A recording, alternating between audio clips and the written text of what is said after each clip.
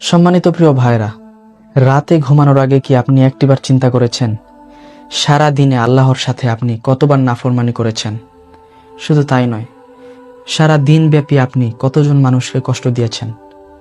আল্লাহ না করুক, আজ রাতে যদি আপনার মৃত্যু হয়, আপনি কি আল্লাহর কাছে জবাব দেওয়ার জন্য প্রস্তুত? অবশ্যই না। আমরা কেউ কিন্তু আল্লাহর কাছে জবাব দেওয়ার জন্য প্রস্তুত না, কিংবা আল্লাহর সামনে যে দাঁড়াবো সেই ক্ষমতা আমাদের নেই। সুতরাং প্রিয় ভাইরা, রাতে ঘুমানোর পূর্বে আপনারা অবশ্যই একবার চিন্তা করবেন যে আমি সারা দিন কয়টা ভালো কাজ করলাম, কয়টা খারাপ কাজ করলাম। তখন আপনি বুঝতে পারবেন আপনার সারা দিনে কয়টা ভালো কাজ এবং কয়টা খারাপ কাজ হয়েছে।